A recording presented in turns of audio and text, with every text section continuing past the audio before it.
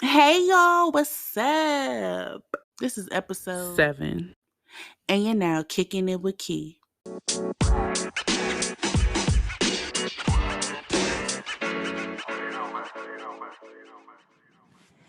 Hey ladies, thank you so much for coming to Kick It with Key today.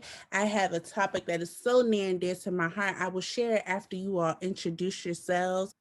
Hello, everyone. I'm Ryan. I have two kids. My son is 9 and my daughter is 7.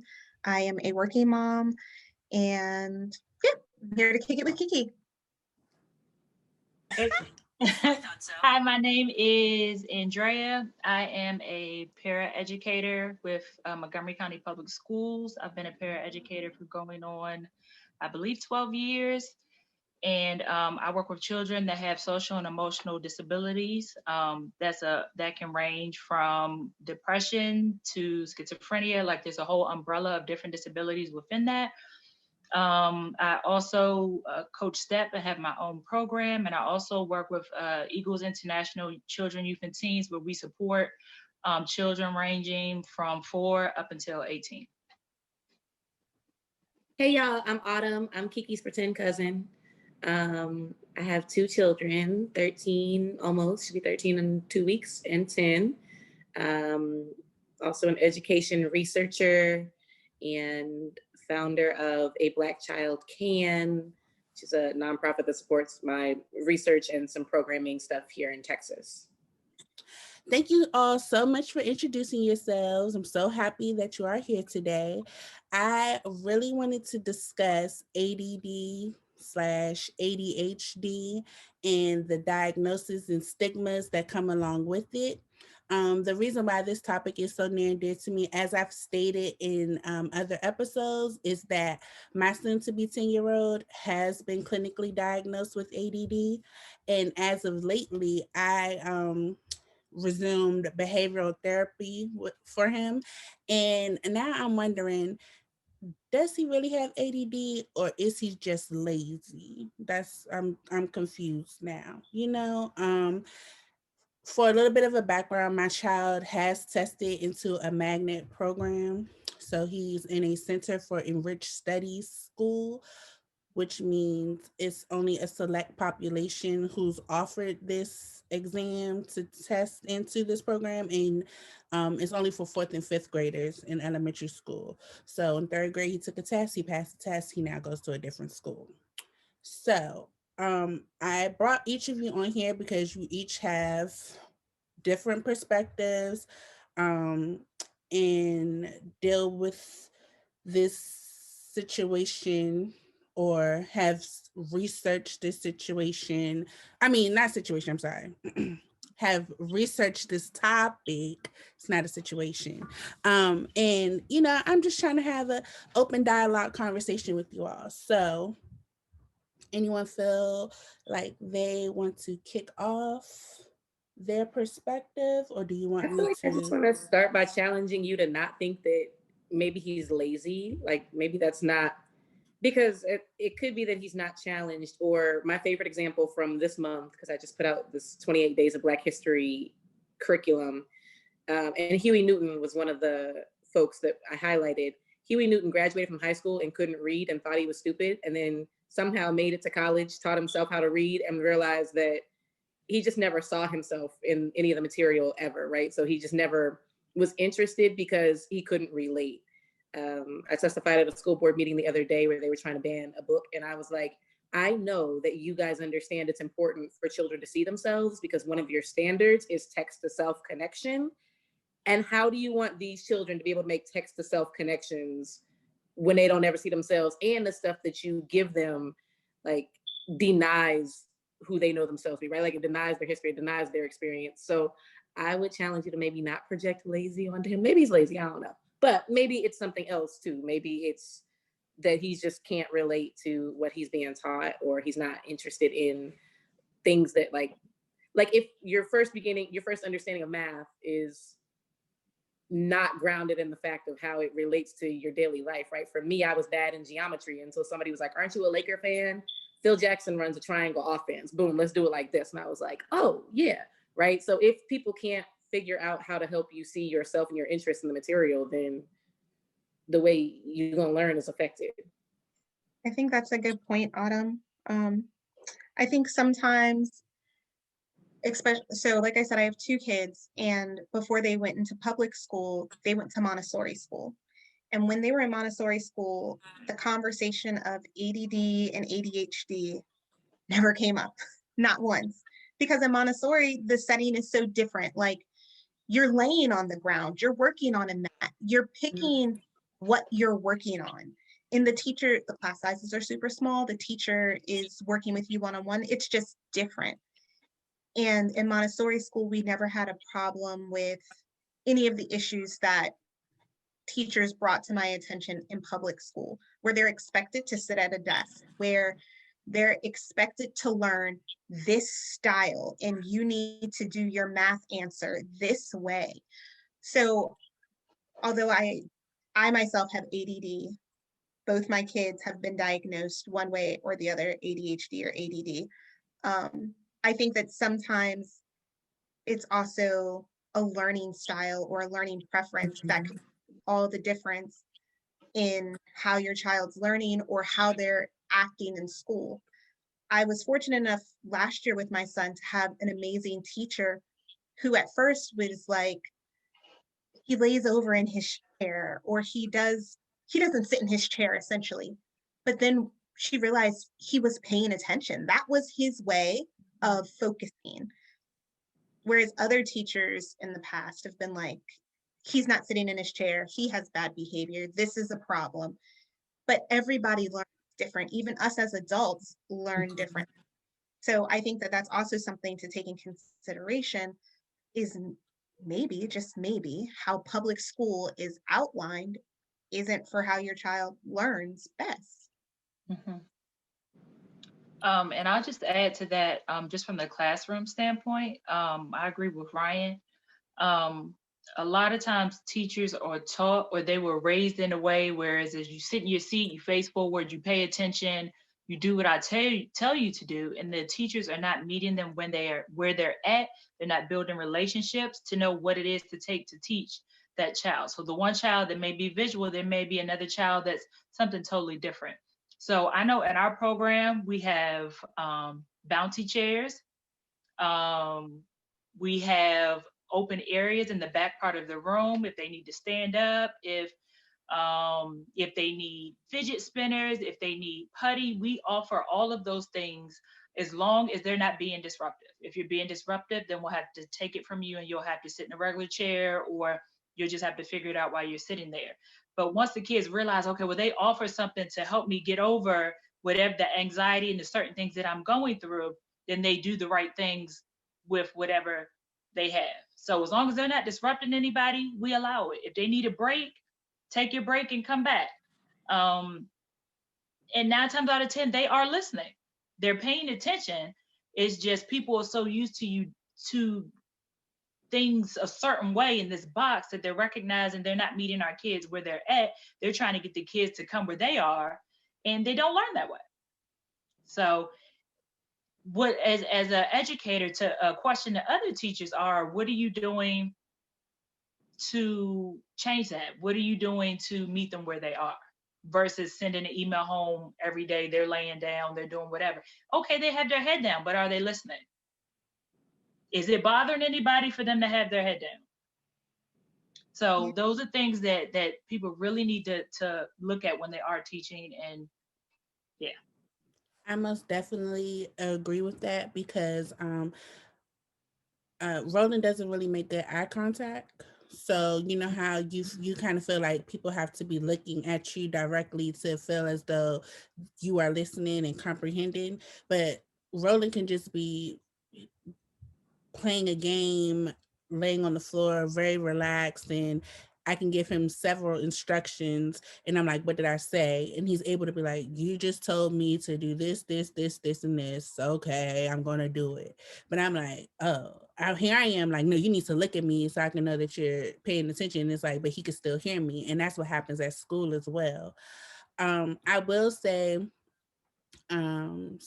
Kindergarten and second grade, I'm sorry, kindergarten and first grade was very rough, and I myself ended up needing to go to therapy because I was feeling overwhelmed. Like I felt like I'm like this horrible mom because I don't know, like I keep getting phone calls every day and no one's giving me any type of solutions. You just keep telling me a problem. And I'm like, okay, well, this is your profession. So how come you cannot come to me and say, this is what I recommend, you know? And one teacher had been teaching for a long time, the kindergarten teacher. The first grade teacher was she was young, so she was kind of new. So but I still felt as though her being younger and newer, she could be more innovative, like have different ideas. So it's really hard on the parent when all you're getting is problems. And then it's like, okay, so I've never been a teacher, so I don't know what you want me to do.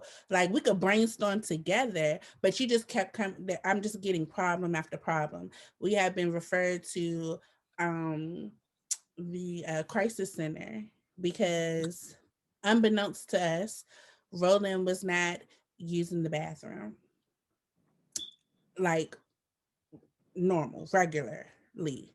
So at time, like once she gets backed up with so much, it's just going to come out. Like it doesn't matter, right? So this teacher tells us we have to take him to the crisis center before he can come back to school because he just it's like when he didn't get his way, he used the bathroom on himself. Now I would just feel as though why wouldn't that happen at home? If that's the truth, you know what I'm saying? If that's the case, if he doesn't get his way, why wouldn't he do that at home? Why would he only do that at school? I feel like that's embarrassing to do that at school because then people could see you, you know what I'm saying? And that wasn't even what was going on. So here you are out here just making your own stories up. Like this is her child is doing this because of that. And it was like that wasn't even the case. You're trying to help me to understand why you sending my child referrals to the crisis center. It So sounds like a. Go ahead. I'm familiar with the crisis center, and I've never known for a child to be sent there for something like that. Now, kids have been sent to the crisis center for saying they want to die, they want to kill themselves, those type of things. Never. It's one thing if he went to the teacher and was like, well, I go to the bathroom on myself because I want to die, or something like that, something crazy. I mean, not crazy, but you get what I'm saying, like something out of the ordinary, where they say they want to harm them or someone themselves or someone else. So, and also teachers aren't supposed to diagnose anything. They can say what they've noticed. Well, I've kind of noticed that your child is doing XYZ. You might want to take them to the doctor. Like that's like that just doesn't make sense. It could have been anything. He may have had an issue with using the bathroom in public. Not wanting to use a public bathroom, trying to hold it until he gets home, or like there's all kinds of things that could be going on. But to send a child to the crisis center for that, that's unnecessary and it's extra. Well, so Where's what the I was guy? gonna say was it sounds like almost a trauma response, Mm. which would be why maybe the teacher had the same thought and would send him to the crisis center. But when Kiki was talking and Kiki was like, he don't do it nowhere else, then it sounds like the trauma is whatever is happening in the classroom, right? Like whatever is going on that y'all are not making this baby feel comfortable or safe. And I don't know. Again, I don't know the teacher and I don't know Roland well enough to be saying things. But my initial thought when Kiki said it was like, if it only happens at school, then what are y'all doing to this baby to make him hold it, right? To back him up so badly that he can't hold it anymore. And now he's pooping on himself in school. Because to your point, like it is embarrassing. So no child would just do that to get his way, right? Like that is, you did something to that baby and you made him feel some kind of way. And this is how this is manifesting. And so this is kindergarten. Okay. So this is my first time a child being in school. This is happening, right? So I'm just like, oh my gosh, right? So we moved to first grade. First grade, the assignment was to color a shark, right? And Roland decided to color his shark using like gray and blue and, you know, leaving some places white. And the teacher was like, no, like she wanted the shark to be just gray, right? So I'm like, well, why does his shark need to just be gray? Because what if when he sees a shark, what if that's what he sees? He sees grays and purples and blues or whatever the case may be. I didn't understand why we were making such a big deal over the shark being not just gray, right? So now it's like, well, he has to do what is told to him. His shark needs to be gray, and I just feel like now here we go, like you all have stated, we have to be in this box, and that's not fair. Yeah. Because we had a what if similar situation in kindergarten where Jordan got to color the Bear Brown worksheet, right? And my children have very different personalities. My oldest child, if she thinks that you insult her intelligence, she's not even going, fuck you, excuse me, I don't know if I'm allowed to say it on here, but like, F you, and now you're not going to get nothing from Jordan for the rest of the year. So Jordan is looking at this, and Jordan in kindergarten could do like basic math, and she was already reading, right? So Jordan's like, I ain't coloring you Bear Brown. I'm not doing that. Alexander, on the other hand, gets an assignment in kindergarten, and they're like, write your name. And he writes Alexander Preston Jones across the top. And the teacher comes back and is like, we're only writing our first names. And I was like, if the baby knows how to write his whole name, like, why can't he write out?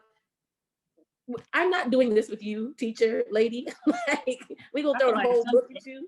In some areas, they're worrying about things that they shouldn't worry about. Right. Now, I can get, they want them to know what color. So if the direction says color brown, okay, I want you to know what brown is. So I get it. But if there was no clear direction and it just says color the shark, I'm gonna color the shark whatever color I want to color the shark. But it sounds like more like artistic giftedness, right? Because if you look at a shark, it is gray with some blue on it.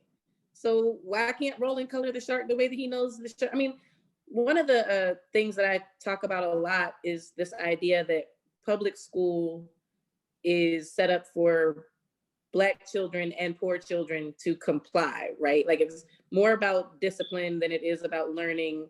And it's about creating workers and not necessarily thinkers. And I think all these things are prime examples. Like if this child is showing the aptitude and understanding to go above what you're asking him to do, let him go above what you're asking him to do, right? As long as he's checking your minimum box. And sometimes it's also about a power struggle. Why are you having a power struggle with a 6-year-old? A 6-year-old. Or a 5-year-old? Some things are not that deep. Why are you calling me right now at work because he colored the shark blue? And why are you beyond that, like making me at home or at work feel like my child is a problem, right? Like now I got to stop what I'm doing at work to take this call about my child being a problem because he colored the shark. You making my child feel like a problem. Like these are things that have more effects than just coloring the shark. Now you've got, every time you call me, I'm dreading seeing the school's number come up because you keep calling me for petty stuff, right? Like now we can't build good teacher-parent rapport and work together to solve issues. I've also learned kind of pick and choose my battles with the teachers. Like, okay, thank you for letting me know. I will speak to my child about it. Like, what response is it that the teacher was trying to get? Like, if there was no clear direction, my child colored as stated. Mm-hmm. I don't necessarily think every teacher email requires this long response. My point exactly, because it then becomes overwhelming to the parent. It's like you're documenting something every day. Like, what are we building a case? Like, what is going on here? And then there's no, like, okay, well, did you tell him we have to only use gray? I mean, just take all the other crowns and leave him with the gray crown then and let him color it gray. I've also found it helpful, and I learned this from my son's kindergarten year, is I address the teachers at the beginning of the school year. Like, hey, this is who I am. This is who my child is. This is how my child learns. These are the issues that we have or that we're dealing with. This is how we cope with it at home. This is how the teacher last year may have dealt with it. Like, I feel like opening that dialogue sometimes, I think teachers sometimes are so used to dealing with parents that don't parent maybe, or are the parents that just say whatever? Or I think that sometimes if you open that box to the teacher and just let them know, like, this is what we're dealing with, this, like, I know this about my child, I know my daughter is not a liar. So if I ask my daughter, did Mhm. X, Y, and Z happen, and she says no, I know she's telling me the truth. Whereas with my son, maybe I need to ask some more questions, or vice versa. I'm just using that as an example. Or I know that my son, he doesn't like to ask for help. He's going to be the child that comes home and says something to me or says something to the teacher when everybody's gone. So if I can relieve that stress of the teacher, then the teacher feels less likely to have to reach out to me about every single thing, because she can then be more aware or knows more about my child going into the school year. And I've kind of knocked that wall down. I seen on Pinterest, like, this one parent like has the child write a letter to their teacher, like, this is how I learn. This is, I don't like it when I'm called on to read in front of the class. It makes me shy. Like, whatever it is, like, provide that dialogue for your child. It teaches your child to kind of advocate for themselves, but also it helps the teacher and it helps you. So I think in dealing with children that have ADD or ADHD or any issue, it's often, and I'm speaking also as an adult that has ADD, it's easier when somebody knows how to handle a specific situation with you, because often anxiety goes coupled with it. So if you can take my anxiety out of it, it makes it a lot easier. Or the teacher can say, okay, I can see it on their face that they're not ready to answer this question, so I'm not even going to call on them. Or like, my son has anxiety before recess because he doesn't always have somebody to play with. So she knows before recess and after recess, he's going to probably have a bad attitude. He's probably not going to want to talk to you. He needs some time. When he comes in from recess, he gets to walk around twice and then come back to class because he needs that time to decompress. Mm. Whereas if he didn't know that, it could be like your child's unruly, they're disrespectful. So I think what happened with me was he Roland had been to daycare. You know, he had actually been to two different daycares. And not that we pulled him out of one for any reason. It was just closer to home. So I moved the daycare. But we didn't have any type of issues in daycare. And so then I bring him to kindergarten, and now it's all these issues. And it's not like you're not learning structure while you're in daycare. Like, they had to do assignments. He got homework, you know. Um, I did see a struggle at home when it came to homework, because of course now he wants to go play. He doesn't want to do the homework. But that's, I so kindergarten, I couldn't come to the classroom and give you that information because I had never seen it before. But first grade, I was able to do so.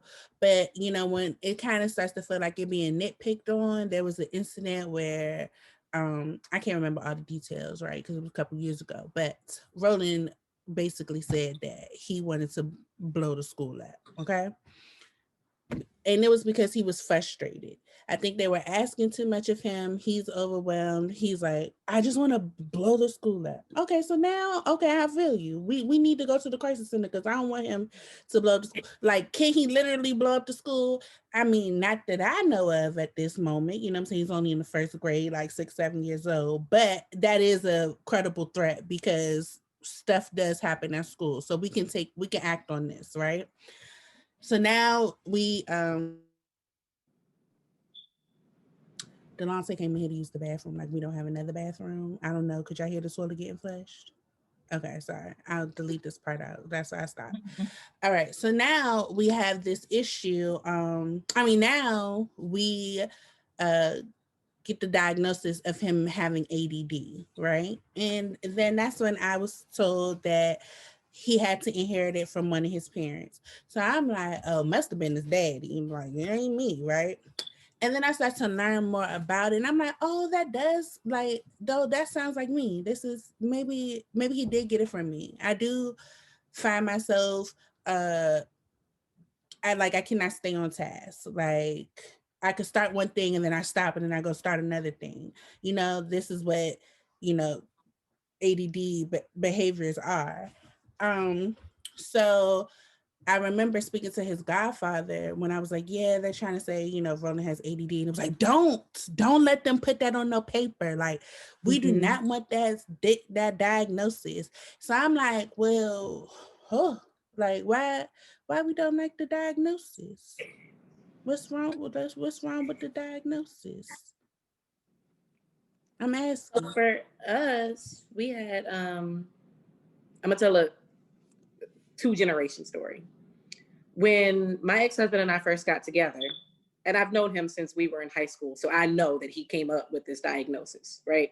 And he was medicated. And when we were like 14 years old, he used to tell me when we'd be sitting up on the phone that he felt like a zombie and he hated it, right? So when we got together and got married and had babies, like before the babies even came out, he was like, no matter what happens, we won't medicate our children because I don't want our children to feel the way that I felt coming up, right? Like he felt like he was like a shell of himself. And even now he feels like he's still dealing with some of that, like the effects, right? So he came up with the ADHD diagnosis.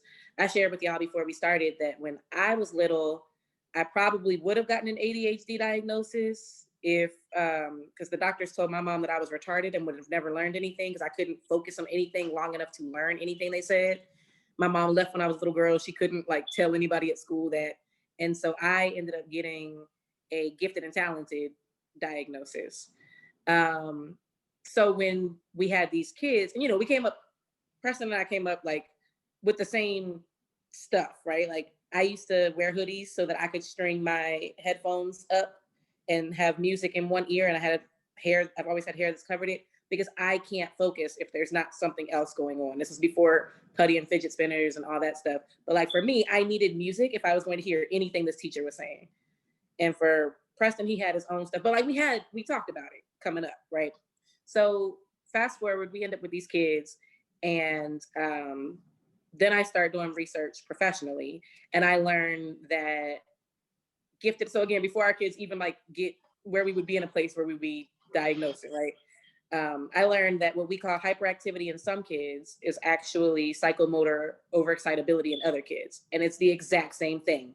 But if you have psychomotor overexcitability, you're gifted and talented. And if you seem hyper, then you're ADHD, right? So for me, I was like, okay, if they're that close, right? Like if we have a rise in ADHD diagnoses now because we have a decline in gifted and talented, then no matter what happens, like in this world of labels, give my children this one and let me figure out at home if it should have been this one, but like put this one on the paper over here, right? Like call my children brilliant, because the difference that makes for the children now, right? Like ADHD, you got to go to a special room and maybe take some medicine. And that gives the children this psychological stigma where they feel like maybe they're less than, versus like my 10-year-old will tell you he's a genius. And I don't know if I think he's a genius, but he'll tell you he's a genius, right? And so what that does for like his enthusiasm about completing work, and even Jordan, who is not the same personality as Zan, she still like needs you to acknowledge that she's smart, right? Like it doesn't necessarily make her enthusiastic about doing work unless you have acknowledged it back for her, but just like the difference that it has. So then we got to about 4th grade for Jordan. She's in 7th now. So we get to like fourth grade for Jordan, and we're struggling. And some of it was that we had a teacher who didn't believe in Joe. And again, once she realizes that you don't think she's smart, she's not going to prove to you that she's smart. She just, okay, girl, right? So we get to like 4th grade and we're struggling. And so Preston and I are having a conversation again. And he's like, well, figure out what you can do, because this is still, I mean, we were in agreement that we were still not going to even talk about going to get this other diagnosis and getting any medicine. So I start researching like diet, right? And I realized the impact that processed food and like corn, which was weird, and white sugar, like I find this dairy, like this whole list of things that other diets and stuff will tell you are not meant to go in your body anyway. But like, when you're trying to throw dinner together real quick because you came home from work, life, right?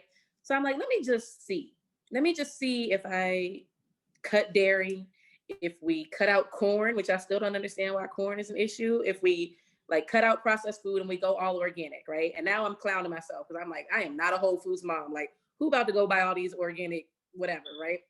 But 2 weeks later, I noticed such a behavioral difference in my kids. I noticed that like they were focusing better. I noticed that they had more energy. They felt overall better. And now I'm like, damn it, now I got to be a Whole Foods mom, right? Like now we got to do this. Now I'm going to sound like the hippie when I'm telling people like, well, are y'all eating white sugar? Are you eating food that like comes in a can or that comes in a packet, right? Like, how are we doing this?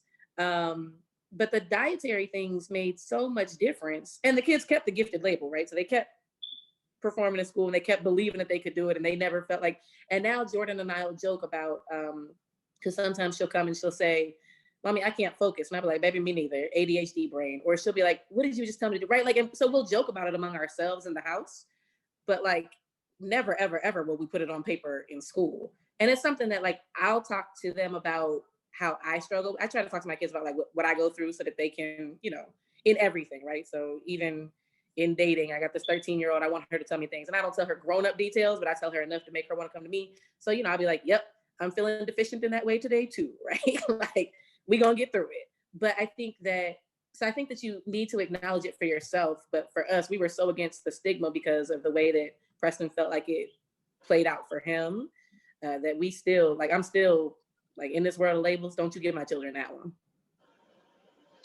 Okay, so I have a different point of view on that. Well, I agree, and then I have like the working in the school with 16 kids that all have the same disability. So as a kid, I took medication for ADD. I wasn't hyper, I just could not focus. I couldn't finish anything. I was starting stuff to this day. I got all kinds of projects going on in this house. But at some point in my mind, I go, okay, I need to finish this, and I'll finish. After I graduated high school, I stopped. And I think I took it on and off from like, it just depended. Like once I got to the age where I was taking it myself, it just depended on if I took it or not. But early 20s, I worked at the post office as a mail carrier. And as a mail carrier, you have to case mail, meaning you have to put the mail in order in this huge case so that you can deliver it. And I could not, for the life of me, I could not focus. And the supervisor is like, why are you taking so long? And I'm like, so I went to the doctor and I was like, look, doc, I can't focus. And I got on medication. I want to say I only like did the refill once because I wasn't at that job much longer. But I was able to do what I needed to do and be an adult and do adult things and finish what I was supposed to do.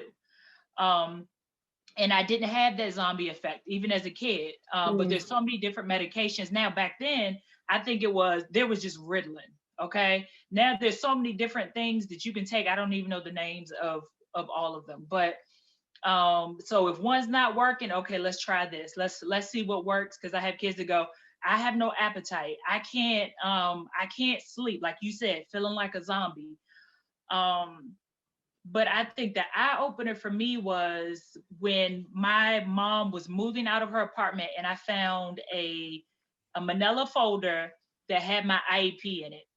And it was probably from like my 11th or 12th grade year. And these doctors pretty much said, like how you said, the doctor said, well, they pretty much retarded.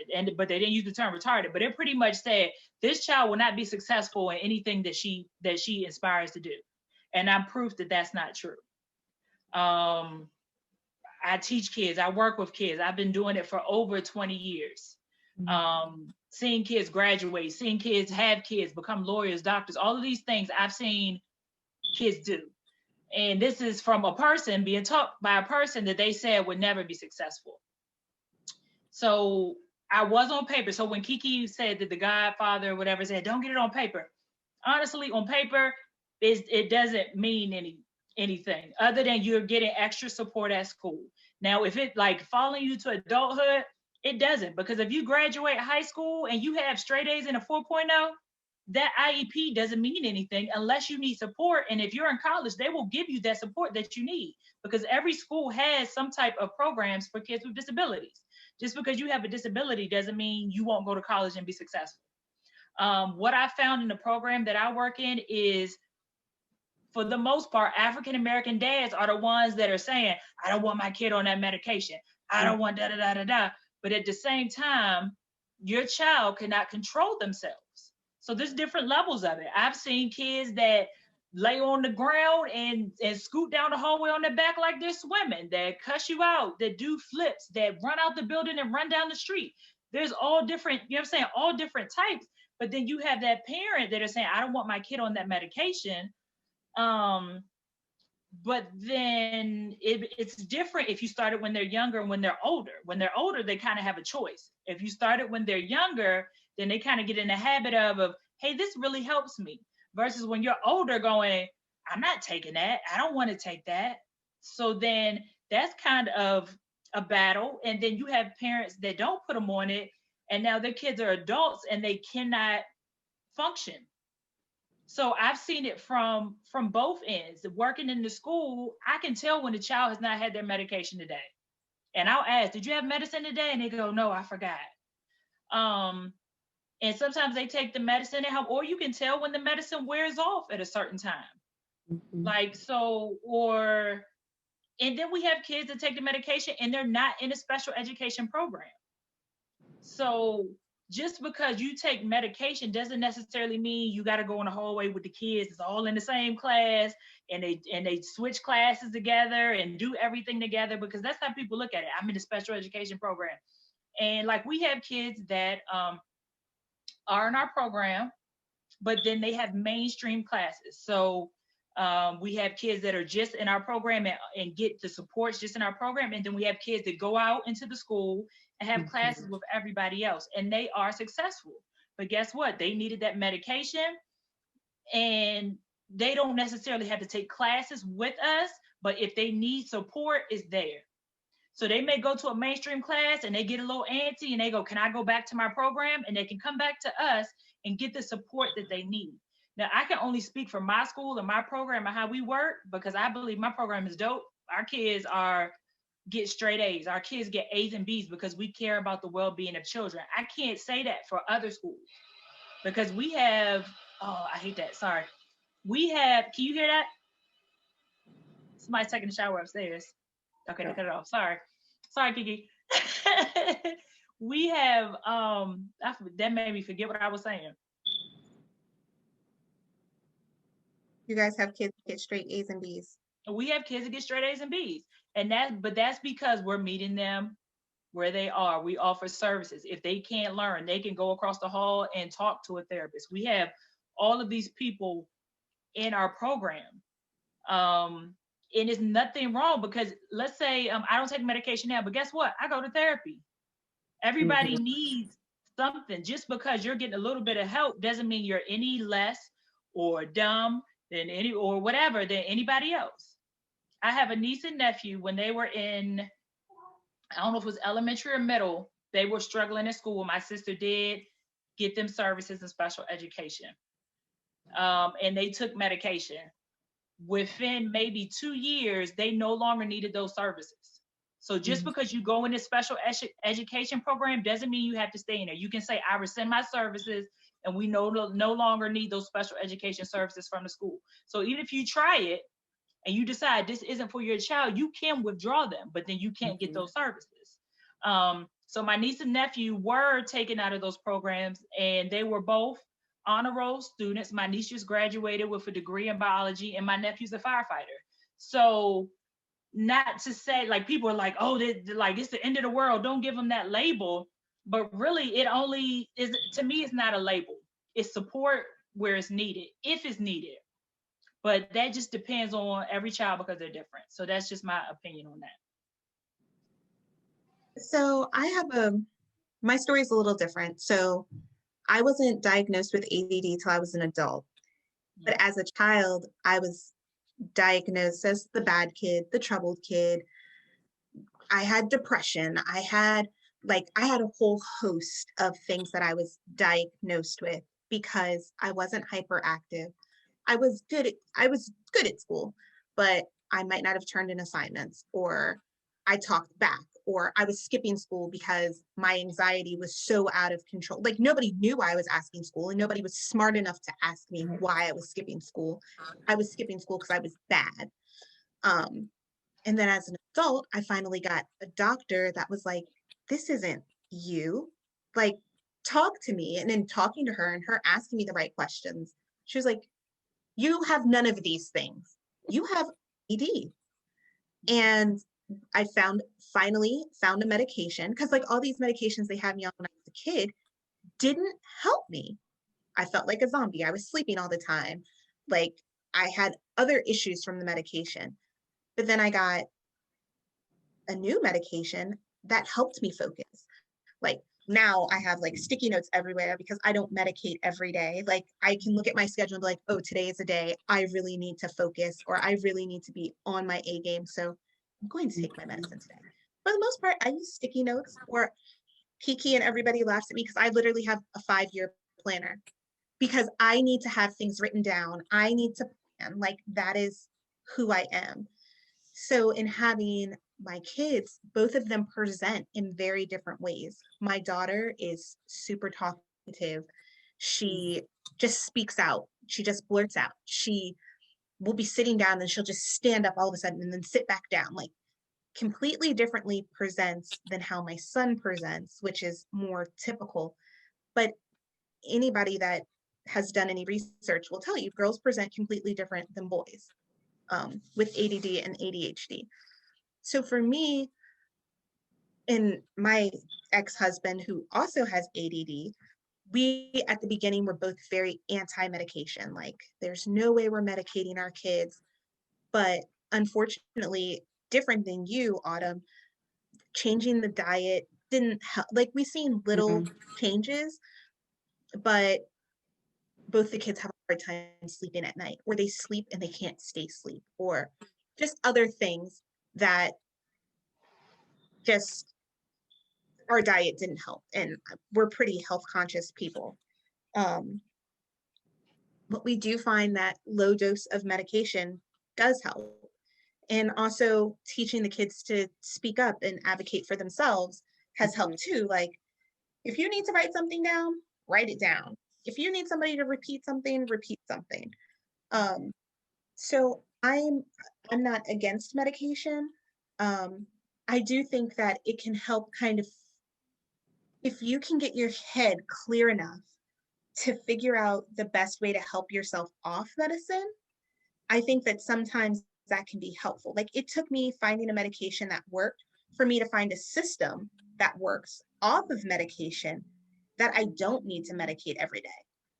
And I feel like if I had that when I was younger, I may not need to medicate as an adult.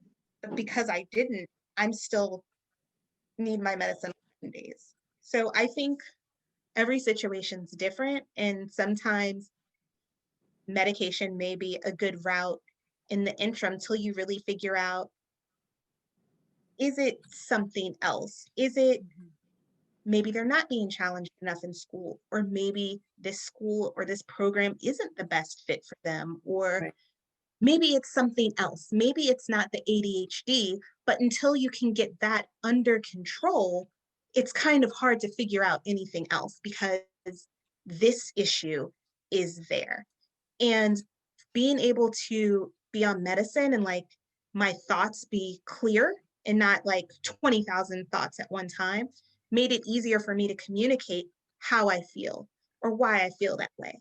And maybe in Roland's case, it could be the same thing. Like, maybe he could say, I'm not lazy, mom. I just don't like writing, or I don't like this math, or I just think it's fun to not do my homework. Like, whatever the issue may be, maybe he can't vocalize it because it's too much in his head. So, And so this is why I'm like, well, nothing beats a failure but a try. So I would like to see what medicine may do for him, you know? Um, that's still gonna be a battle between his dad and I, you know, my husband and I. But I, he's not here every day. He's not virtual distance learning with him.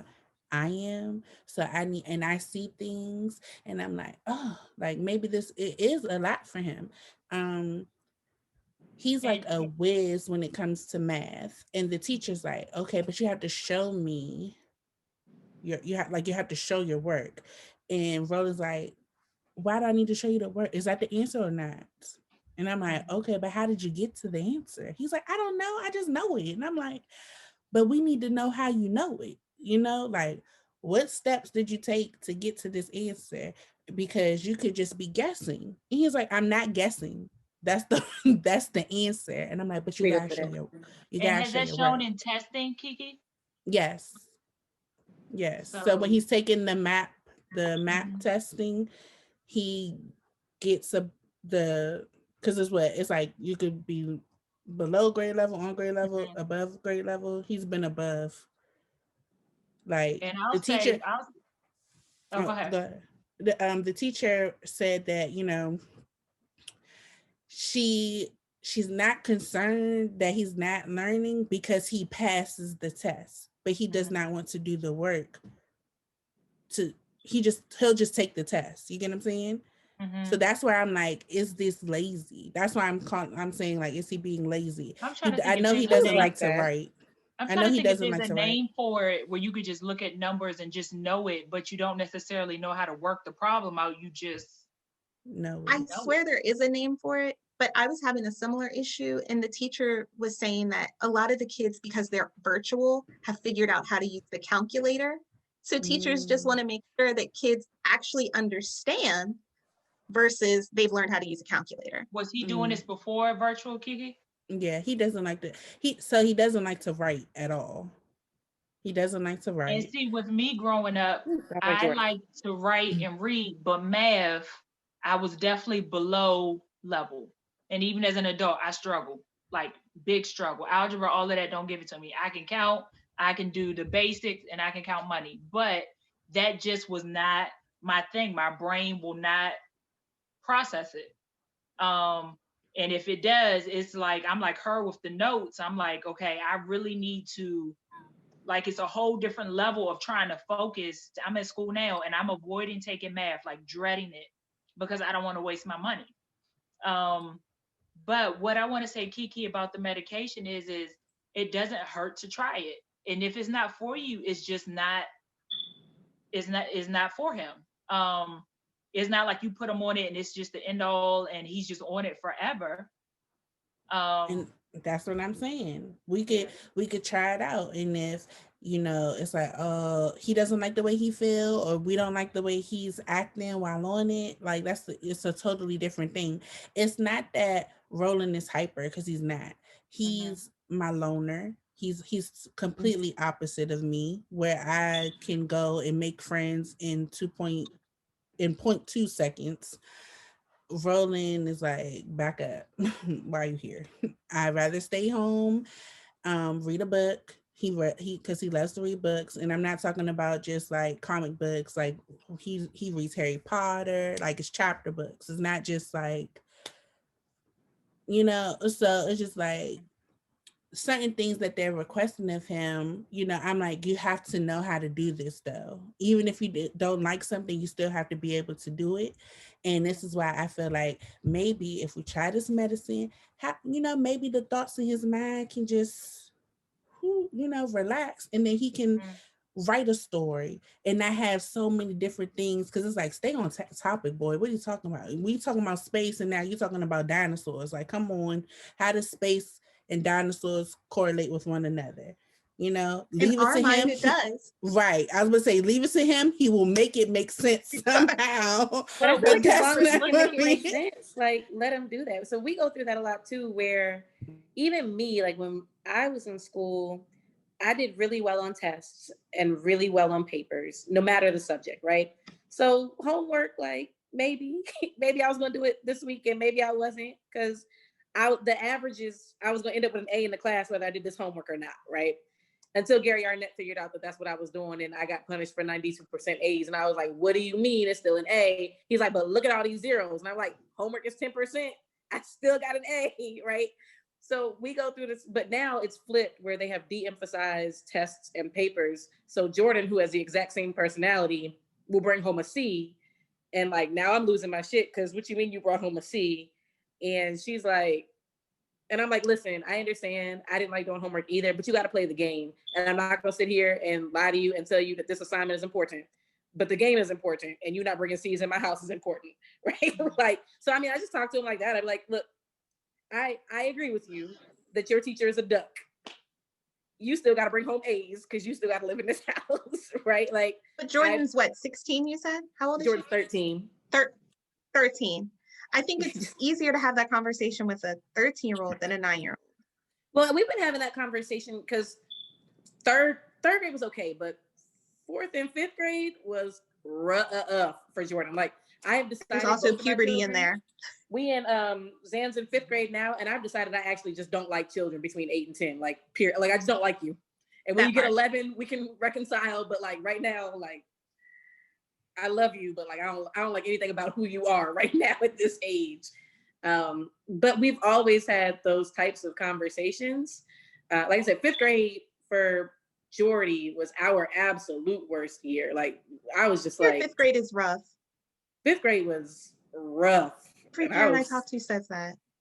I don't know why fifth grade was so bad, but fifth grade was terrible. I think it's hormones and puberty and who knows, but I hear every parent say fifth grade is the devil's work. I was ready for that in middle school. Like, I braced myself going into middle school, but she has been delightful. She is my favorite person right now. But fifth grade, I'm about to throw that child off the train. Like, fifth grade was, and Xan is in fifth grade now, and I'm like, oh man. I hear that every parent I've talked to or I've interacted with says fifth grade is by far the worst year they've ever experienced with their child.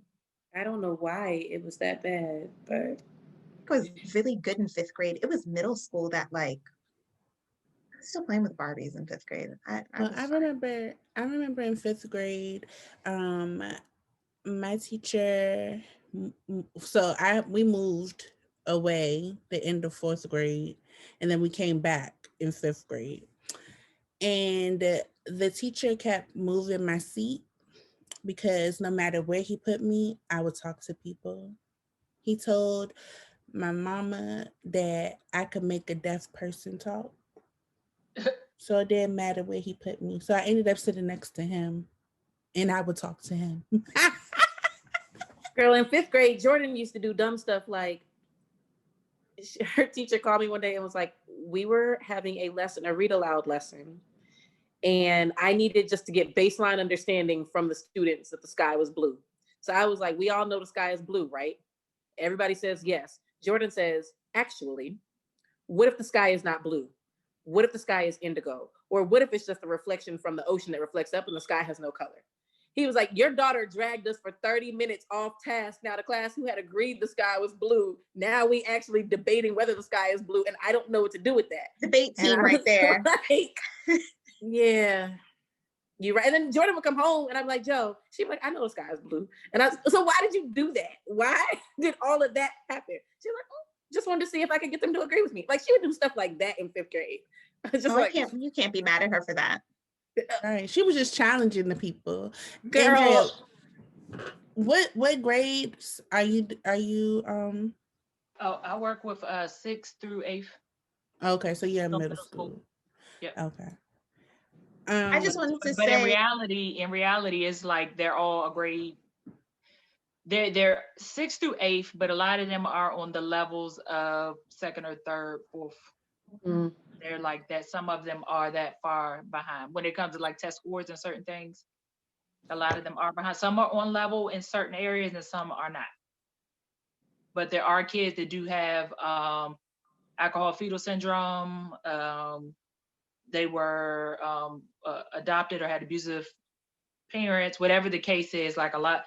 So they have other issues on top of whatever their diagnosis is. And then there's some that just are defiant and they're in our program.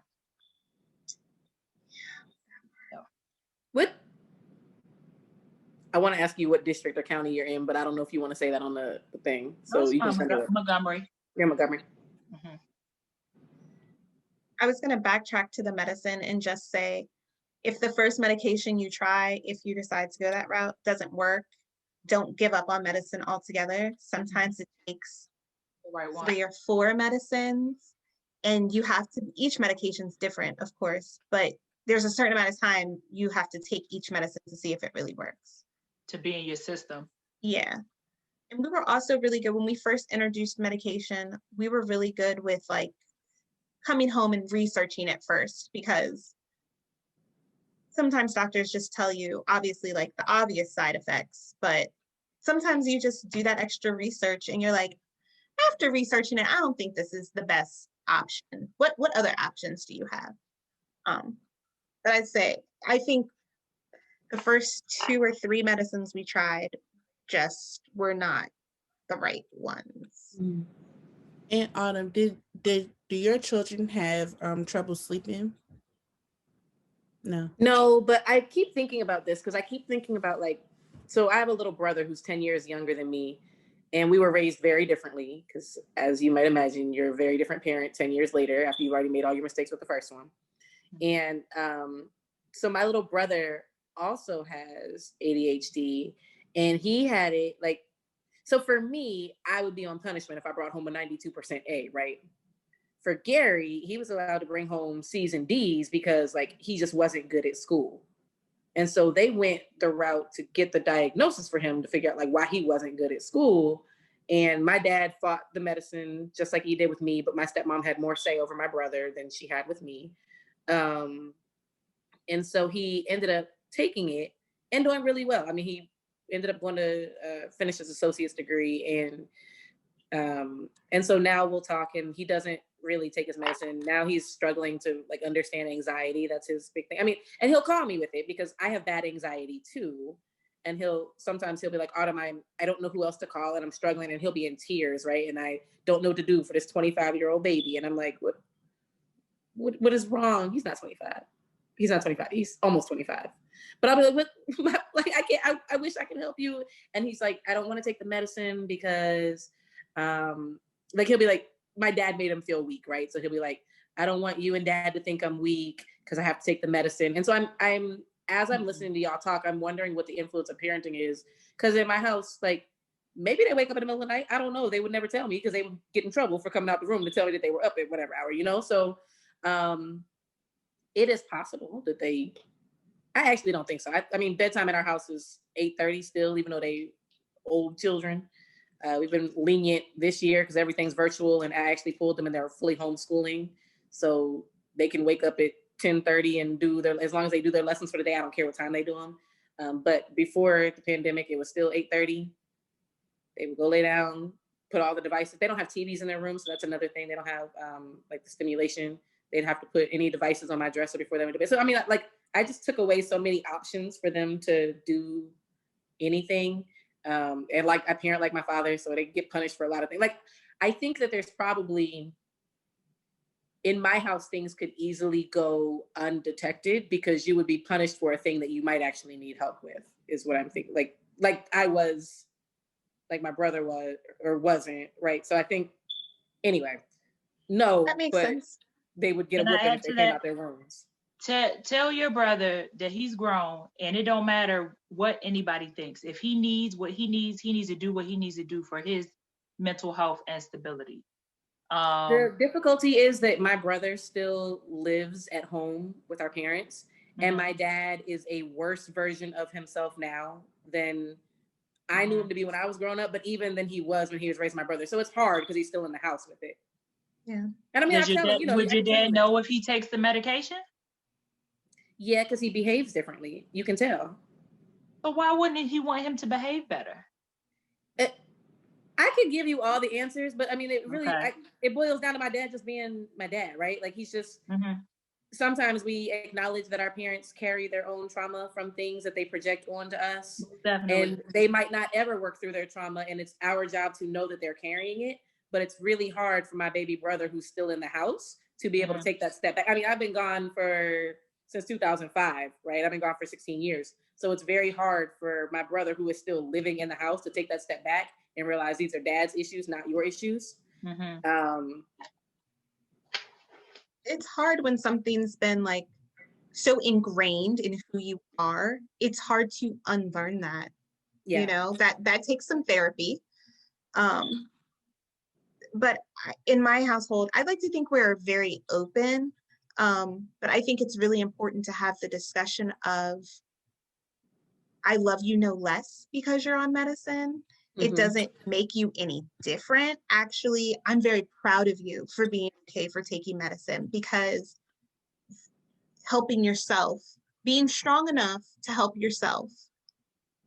I hate to think about those that need the medication, but they don't want to disappoint someone, so they end up hurting themselves or hurting someone else, because they're trying to be something for someone else. Right. Or trying to prove something. I'll be okay. I'm stable. And sometimes you're just not. So you can call me what you want to call me, but I'm gonna take what I need to take so I have some mental stability. And I mean, also to understand, like, we don't even take aspirin for headaches in our house, right? Like, so, like, we just are not a medicine household for anything. Like, my baby has really bad migraines, and sometimes I'll ask him if he wants to take something.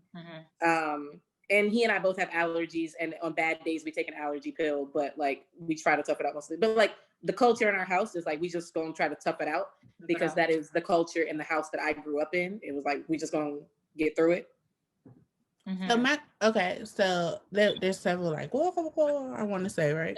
So okay, so for Autumn, the fact that you see the flaws that you had growing up in the way you were raised, I mean, this is kind of off topic, but why, you don't want to try to be better than that or change the narrative? So or I go because back now and it's like, forth with that. Sorry, I didn't mean to cut you off, but like sometimes I'll joke with my friends and I'll be like, these children can just go get the therapy. Like I needed to go get the therapy, but like my dad had a formula that I feel like worked, right? So I don't agree with everything he did, and I don't replicate all of the decisions, but I think I am essentially like I'm him, not as a parent, right? Like we're the same person basically. So on one hand, I'm like, he raised a daughter who has achieved a level of success that I would like for my children to achieve, right? Like on one hand, I'm like, I didn't die. He didn't break me. I adore my father. He's my favorite human being. My children adore me. So like on one hand, I'm like, there were definite mistakes that I am definitely perpetuating. They gonna have to go get therapy. And on the other hand, I'm like, but the outcomes, like if they ended up with similar outcomes, that's what I want for them in life. So I haven't figured out how to balance that yet. But what if the outcomes could be better? Like what if I am a product of Black people don't go to therapy? And when I tell you I threw my kids in therapy because I needed therapy. I'm a product of proponent of we all need therapy, right? I think everybody needs therapy. No, we all need somebody to talk to. We grew up with like, if Jesus can't fix it, then it can't be fixed, and it's a problem with you not having strong enough faith, right? So I've overcome that. When my 8-year-old was like, "Mommy, I need a therapist," the first time I was like, "You don't know if you need a therapist," but then when he said it again, I was like, "Okay, let's get you a therapist," right? Like, so there are definite things that I feel like I do better, but there are definitely things that I struggle with. Like, do I change this thing? But I also like my kids also, like me, still bring home the A's, right? Like, so it's not like the things are not manifesting the way they manifested for my brother, where they're like these red lights where we're like, okay, we must do something, right? So my dad was like, discipline will fix everything. Like if you discipline yourself, you can control your body doesn't control you, right? Like, and I heard that in church too. So from all sides, we got like, you're in control here, you can will that away. And I'm not that extreme. But definitely trying to find balance between like, I expect y'all to be better than me, because you just expect your children, every generation is supposed to be better than their parents. But if this is the baseline that you start with, then my dad did okay, maybe. So that's where I was getting to. So last week, Mental Health Matters episode came out. So 2 weeks ago when this episode airs, and we were talking about how people who like are religious feel as though like you don't need therapy because you have God, which then I struggled, right? Because it's like I grew up in the church, so now it's like, am I letting the Lord down by saying that I need help? You get what I'm saying? Yep. I see my husband is like, nigga, drop it, give me 15 push-ups, and da da da da, and like that's gonna make him write a paper faster. There's a disconnect. I don't see that. Like I don't think that's working. So that's where it's like like I go back and forth. Like, am I making the best decision for Roland? Because I'm advocating for him. I have to advocate on his behalf Right. until he's able to do this on his own. So, of course, I'm asking him, like, do you want to take medicine? Do you think, like, the medicine is supposed to make your mind relax so that way you can retain information? Like, I'm explaining it to him because at the end of the day, it's his body. So I want him to be aware of what's going on, so we can make a decision together. Because I don't want to be doing a disservice to him by not trying everything, trying the different diets, trying medicine, trying meditating. You get what I'm saying? There's certain things that does help him, like, but at the same time, God didn't give me a lot of patience. So I So don't I have know. a question. Kiki. So if he doesn't feel well, you gonna take him to a primary doctor, a regular doctor? Yeah, I mean, I take him to the doctor. Yes. Okay, so if his thoughts and things aren't where they should be, there's nothing wrong with taking him to a psychiatrist or a therapist. It doesn't mean you trust God any less. Because I look at it as God created all things, right? So he created that therapist. He had some little child to say, I'm gonna be a therapist when I grow up. And he took them through those steps to become a therapist. Because if that was the case, if that wasn't the case, then you would be the therapist and you could solve all the problems. Right. So And so that's exactly how I feel, right? God created the man that created the school to teach the person so that they could go be the therapist. So we're gonna go utilize the services. if my foot hurt, guess what? I'm going to the thoughts. podiatrist. I can't do it myself. Like, unless God gonna work the miracle right now. Oh, I'm healed. You know what I'm saying? He created different people and different things for you to get the services that you need. If you don't partake in those services, then you're doing your child a disservice. Right. We got a whole divorce because, like, the options were either go to counseling at church with the minister, and Preston was like, we tried that, or like, don't go to counseling because if Jesus can't fix it, if the ministers can't fix it, then you can't be fixed, right? So, you know how many ministers need to go to counseling? You know how many of them don't follow the same things they preach about? No, but what I'm saying is, like, this, to your point, Kiki, like, this is a detriment in our community. And Ryan, you said the same thing. Like, we grow up in these churches where Jesus can't fix it, it can't be fixed. Like, we surely had problems that we could have worked through. We could have gotten through those things, but our options, as far as I understood at the time, were we go to church, and he was kind of like, we tried that once, and I don't want everybody to know our business. Or, like, we don't do it, right? So to y'all's point about utilizing medical professionals, that's what they're there for. And that's another issue about people not wanting to share the business, and we sweep the things under the rugs because, like, now we're having this open conversation and somebody's going to see this episode and then they're going to be like, oh, they may be like, and solidify, like, no, we're not doing medicine. Or they may be like, oh, maybe we could try the medicine because but no one has talks now we can talk about it, right? You could feel comfortable enough to be like, oh, I really like what Autumn said on that podcast with that girl. Or I know somebody's going through something exactly that I'm going through, and I don't have anybody to talk to it about. Right? Yeah, and that's what this is. That's what this platform is, so that you can feel comfortable sharing your truth without being judged. Because who am I? I'm no one to judge you. Okay, I'm not Jesus. When you go to the gates, I'm not going to be there to say you could go up or you can go down. That's not me. So just being able to have conversations where it's like, okay, well, you're entitled to feel that way. Like, there are things and situations where I'm like, girl, like, I wouldn't do that, right? But who am I to say, like, it's wrong that you're doing that, And Kiki, I was also going to add, when schools are trying to determine like what's going on or what's going on with this child, and this is me thinking about myself as a kid, right? So when I don't know how old I was, my mom was diagnosed with multiple sclerosis.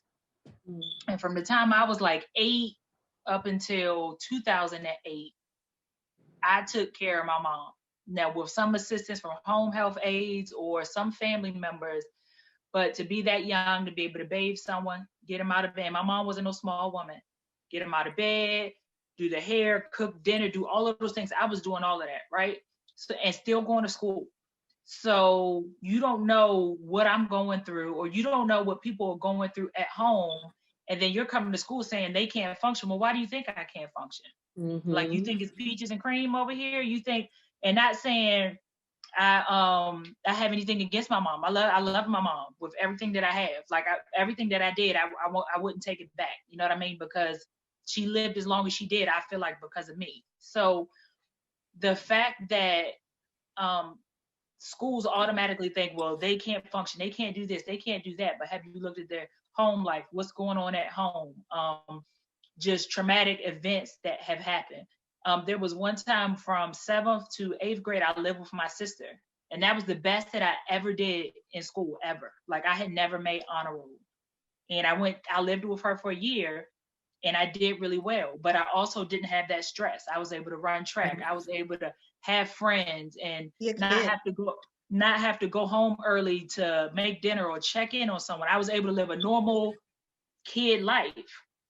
And all of these things, it's coming back to my memory. But, and I don't think like Roland has had anything traumatic happen, Kiki, but just whoever's listening to this, this is why the therapy is important. Because during that time, I don't think I was talking to anybody. On occasion, like the guidance counselor would come and get me or something, but that was like minimal. And my mom did everything that she could. She couldn't walk. She had an electric wheelchair, and we went everywhere we needed to go. Like, she made sure I went to doctor's appointment. Do you need to talk to a psychiatrist? Whatever you need to do, she took care of it in the state that she was in. But at the end of the day, it was that situation, that living situation, that where I struggled, and I kind of thrived after that. So those are some things that you need to think about. What type of environment and things that are going on in that child's life, where they may not need medication. They just may need something needs to be tweaked in the home. That's true. I also try to encourage people to consider like how they experience school, how have the beliefs of the teachers, or what the teacher has said to them, or what the teacher thinks that they can achieve, influence like what they think about themselves as a student, right? So on top of the trauma-informed teaching practices, like understanding what kids are going through at home, understand like, did they have a first grade teacher that wrote them up for something stupid, right? Like understanding like, what is this child's schooling experience and how does that play out in their attitude towards school or their attitude towards themselves as a student? I think also just like we have our outlets, like we had a long day at work, we unwind. It might be going to the gym, it might be having a glass of wine, it might be talking to our friends. Kids need that too. And I think especially with kids that have ADD and ADHD, I've seen a huge change now that we can't be outside playing sports, or we can't get that activity in. Or even sometimes I'll be like, well, I just don't want to play football, or I don't want to play lacrosse this season. And I still make him, because I know and I see the difference in my child when he has a sport and activity regularly and when he doesn't.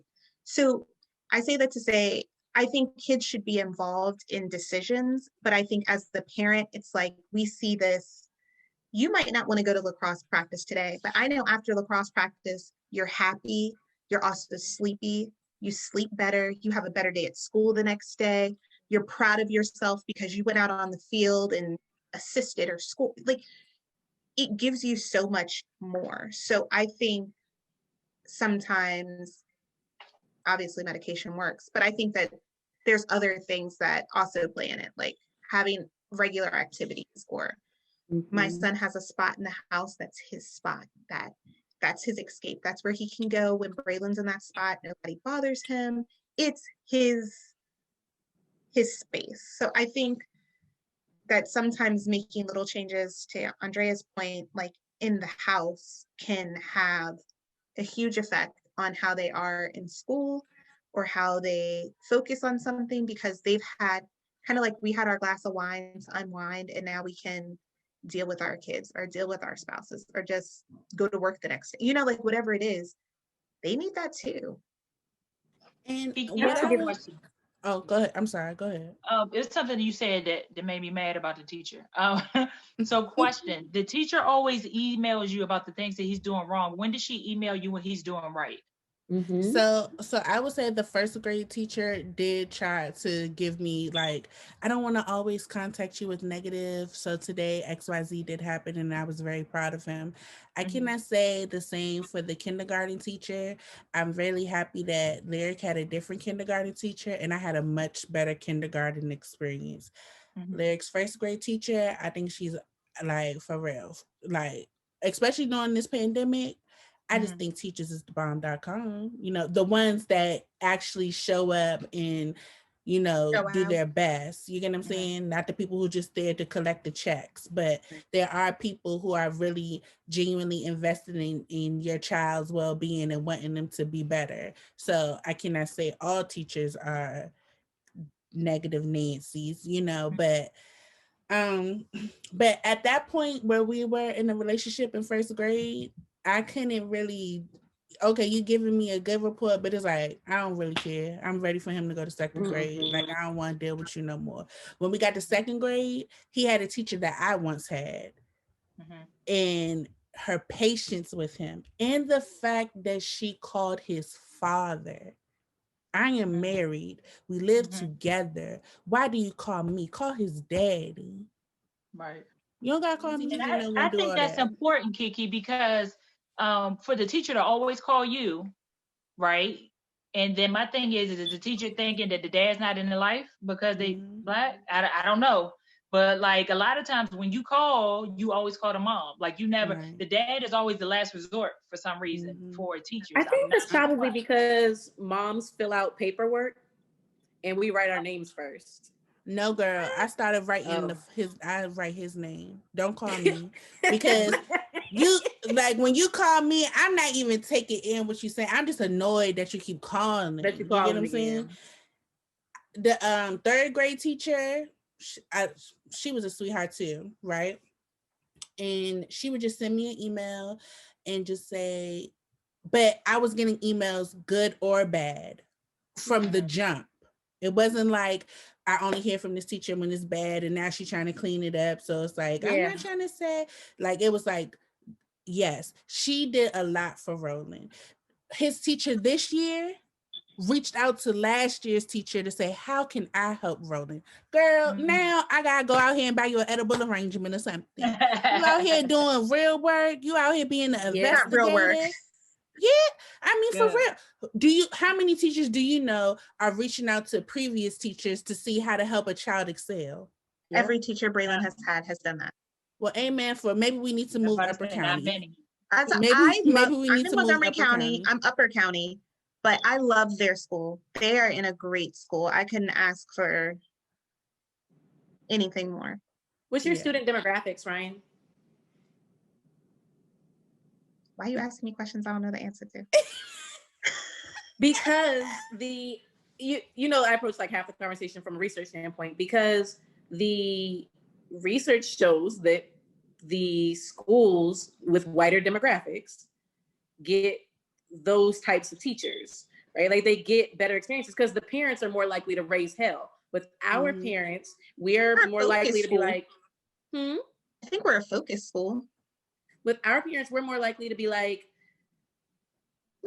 okay, I'm tired of hearing from, right? Like, so we're more likely to not engage because we don't want to deal with you anymore. We want to go to the next grade because we may have experienced school the same way you are now making our children experience. Like, for whatever reason, like Black parents are less vocal and less, like they are less organized in terms of like coming together and that's us as a community and advocating for our children. So like here, I just launched a district-wide Black Parents Network, right? That is expressly to advocate for Black children in our district, no matter where they go to school, because it's 21% of us in the damn city. So it's not enough of us to have one at every school, right? But white parents will raise hell. And so the principals and the district leaders make sure there are more like of those types of human resources in those schools because they get more pushback versus like in our schools, we just take whatever is given so they don't have to staff our schools differently. That's why I asked you. And I'm not sure. You know, up there where you are, it is definitely more, a minority. It's more than it is. Yeah. Down here, it's more than it is. Right. The reason I won't come back down there. But and then you're surprised when you see that in special education. That's all. I won't speak on that in our school, but I will say we What I have will a say is focus program. being that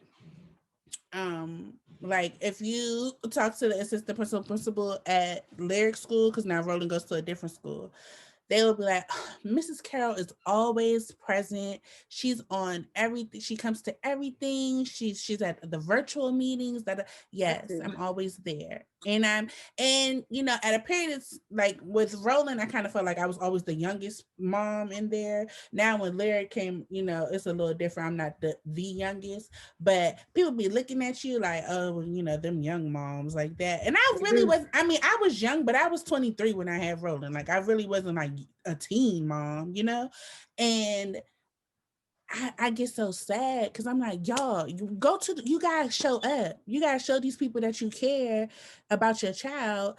And you also like, don't just send them to school and think that they're supposed to learn everything at school. Yeah. Like you got to reiterate it at home, like sight words, you know what I'm saying? Your number bonds, all that other stuff. Like, I mean, especially now with virtual learning, I feel like I'm in fourth grade and first grade. I think it's really ghetto, but I'm still there because it's a lot. Like I don't understand why we can't just say 1+1 is 2.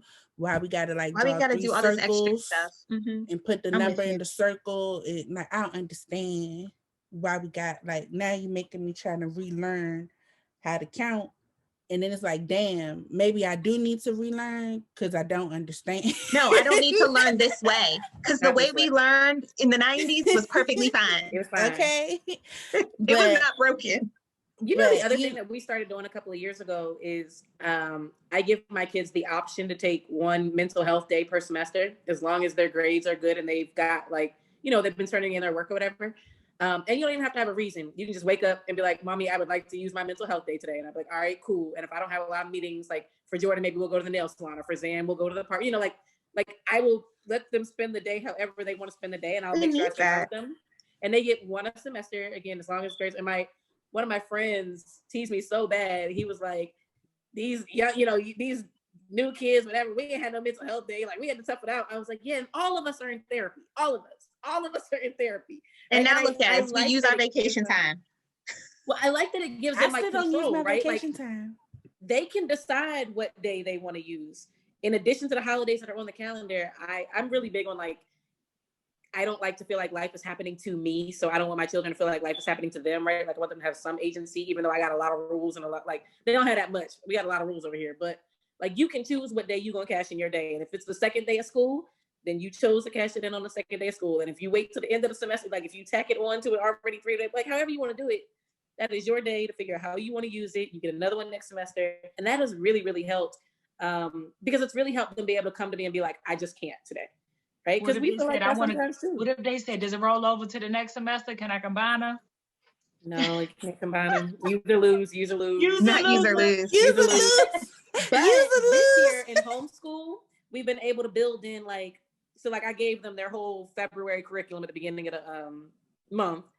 And if you want to work ahead so that you can have a couple days extra with your daddy before I come and get you, do that. Just do what I asked you to do, right? So we've had a lot more flexibility in homeschool where Jordan will come to me and be like, Mommy, I really don't want to whatever on Thursday. Can I have my Thursday lessons today so that I can have Thursday to like binge watch? Yes, you can. And I'm like, yeah, sure, here, do it. So right? My question, I'm sorry, Autumn. I also have another question for you. Homeschooling only took place because of the pandemic, correct? Yeah, but I'm struggling now because I've learned so much about what my kids don't know since we're homeschooling. So like, for example, it started because they were in virtual and they had an asynchronous time or whatever. And I had a meeting and I was like, go upstairs, research the effects of coronavirus on your body, write an essay. Like I needed them to go do something so I could sign into this meeting, right? And they go upstairs and a couple minutes later, Zan comes back downstairs and he's like, Mommy? And I'm like, yes. And he's like, we don't know how to write an essay. And I was like, whose children can't write an essay? Like your mama's a whole researcher, writes papers every day. You can't write an essay? And he was like, we've never been taught that. We've been taught to interrogate text for an answer. So I can write you a short answer to this, but I can't write an essay. And I was like, oh yeah, you coming out. I can't, there's like my biggest fear every day is that I'm gonna screw these children up somehow, but there's no way I can do worse than you not know how to write an essay. So we coming out. Cool, we got it. So started writing curriculum. And then I learned that like Zan, who is really good at school, he's my straight A student every quarter, is not a good thinker. Like he can't think. Like he got no critical thinking skills, but he's good at school because he's likable and they keep giving him A's. Right. So now we're having breakdowns at the table because I gave you something that requires you to interpret it for yourself. And the answer wasn't in the passage. And you breaking down. And I'm like, I don't understand why you don't understand that the answer is not supposed to be there. You're supposed to think about the answer. And now you got to go take a bath for 2 hours and then come back down and finish your work. And then you're good. Right. Like after you take your bath, you're fine. But now I'm learning so much about how school as a system is failing my children who are like in an upper middle class district. They live with a whole education researcher. Like, and I'm struggling with this idea of, am I going to be able to send them back? I don't want to write curriculum for my children forever, every year. So like, I'm in this like, oh, do I send you back to this thing that wasn't working? Like Jordan is older and she is planning to launch her business on her birthday, the 28th. And so I'm almost feeling like maybe I just work backwards from the GED test for Jordan and make sure that she knows everything on that test in addition to the things I wanted to know, let her test out and then start her business before she's ready for college, right? Like, so these are the decisions I'm trying to make now, but Zan needs the social aspect of school. He's going to need to go back because his personality requires like that interaction. Jordan can FaceTime her friends and doesn't need to sit in the classroom. She don't want to do no group projects anyway, right? So we'll figure it out. I'll add something to it, Kiki. For those that I feel like when teachers and different doctors approach you and talk to you about your child's disability, ask questions. There's so many people that are misinformed that don't, like you go to a meeting, you have no idea what they're talking about. There are advocates that will go to meetings with you and help you. You use one, Brian? I thought I heard somebody say something. Okay, no, but there are advocates again. I think she did say she uses one because I believe she does use one, but I think she's frozen. But advocates are there to support you in the things that you do not understand. So if you don't understand something, don't go in somewhere and sign something and just be like, okay, well they said X, Y, Z and da da da da da. You do your research. I feel like I'm about to use the word, we perish because of lack of knowledge. So do your own research, do your own due diligence, because those are your children. Don't let anybody decide for you what's best for them. And if you don't understand, you take the paperwork and be like, all right, let me look over it. Let me find an advocate or somebody in education that can help me understand this, and then do what you need to do. So don't be so quick if you do not know what's going on. So I just wanted to add that. Yeah, don't be so quick to write off the medicine, write off the diagnosis, because you could be doing a disservice to your child and ultimately yourself as the parent, because now you're creating more of a storm that you have to navigate through. So I do think that it's important to do your research, do your pros and cons list. Like, is medicine the best option? Should we try the diet? Do we pray on it? I love my Lord and Savior Christ, but sometimes, when you be praying, it don't come tomorrow. And I be looking for tomorrow. But shout out to Jesus, because he may not come when you want, but he's always right on time. He's always right on time. No, but Kiki, I feel like sometimes you be like, God help me. He looking at you like, I've been sent you help. You just ain't using it. Told you to get the child medicine. I put it in on your heart to get him medicine, and you still asking me to help you. Why? I told you what to do. He said, Kiki, I told you which doctor to go to. I showed you that he had a heart for me. He's showing you the different things. So sometimes we're looking for something that's like, ooh, supernatural. And sometimes he's giving it to you physically, putting it in your face, and you're waiting for an answer. He looking like, I already gave it to you. I don't know what else you want from me. What else you want me to do? That is so. That is true. That is very true. Right. So don't second guess yourself. Like when you got that sign, like go off on that sign. You get what I'm saying? I'll deal with my husband later. I love him dearly. He might thank you later. Right. And also, I was going to say, sometimes you don't need to share everything with everybody, because everybody is not going to agree with you. At the end of the day, like the person that said, don't do that. Okay, then you come do homework with him for 2 weeks, and then you let me know what you want to do. What we should do, because people, if they don't see it and they haven't experienced it, Yep. And also, people can only speak from their experience, and maybe medicine wasn't the answer for their situation. That doesn't mean it's the answer or not the answer for yours. Mm-hmm. Do what's best for you and your family at the end of the day. Yeah. I agree. I really agree. I'm sorry. All right. I So, can't ladies, cook. I just want to thank you all so much for taking time out of your day to sit and kick it with me. But I like to end every episode on a high note, you know. So, what you watching on TV? You're about to judge me. You know what I'm about to say. I'm watching Grey's Anatomy. I'm on season 5. Okay, well, you know. I'm going to start Lupin, though. I do want to watch it if it makes you feel Lupin. better. You never watched Grey's Anatomy? I started at season 1. The You never Lupin watched was amazing. It only had like 5 episodes, but it was really good. Okay, so my husband and I are going to watch Lupin together. That's But if you do. can, watch it in French with the subtitles because it's better. If you can tolerate the subtitles, then do it that way. Okay. So the other day, for the first time, don't judge me, I just watched Queen and Slim. Well, I can't judge you because that's fair. I mean, it's not new. I've never seen it.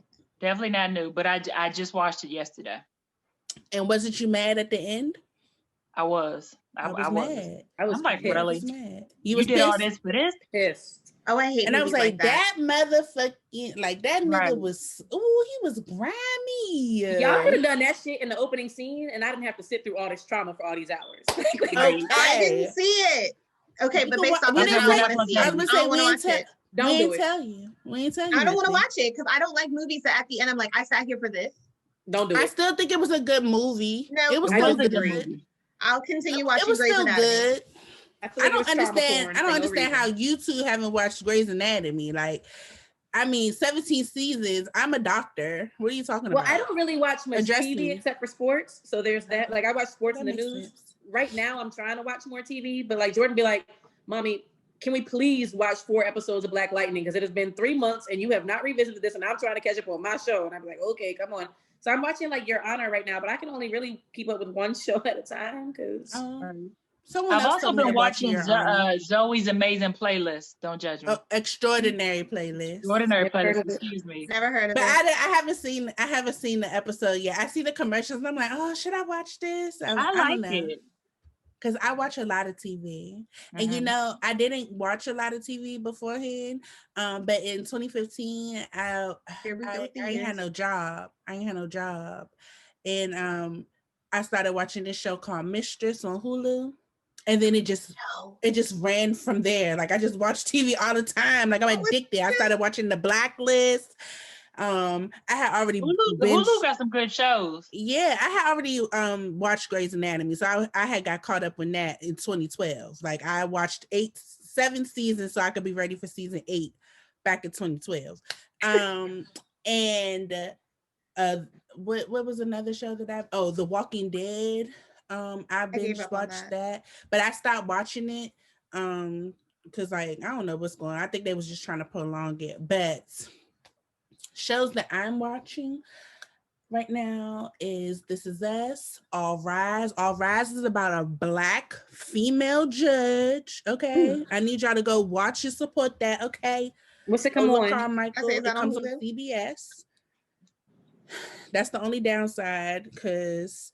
You know, CBS has their own streaming app and it sucks, but no shade, but shade. Does it suck? It does. You have it? You have the CBS app? Well, yeah, but I also have cable and I also be forgetting to like watch things. So I'd be like, there's like 4 shows that I really want to watch. There's like all those like 911 type shows. But that's on Fox. So you could still watch that. You could watch that on CBS Hulu. got a couple too. No, but what I'm saying is like I pay for cable. I pay for all the channels because I'm a sports fan. So we got all the channels and the streaming apps, but then I'd be forgetting that I'd be wanting to watch the shows because CBS didn't let me watch the whole season 1 of All Rise. I had to pay for it. So I was like, well, why do I have the app if I'm still gonna have to pay to watch the season? So that's why I don't like the app. Oh, I feel like lots of apps are like that because if you are buying the app to debundle from cable, Like, so for me, I don't have to pay for the app because I pay the cable. No, I bought the app. I bought the app so I could watch the show.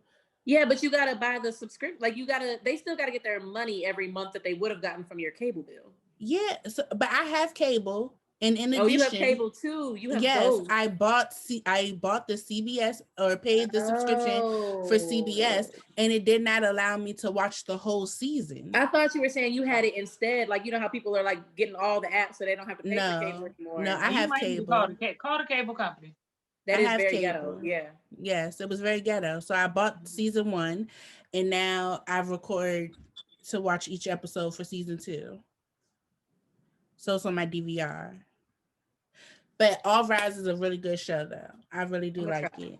You should try it. I'm gonna try to remember.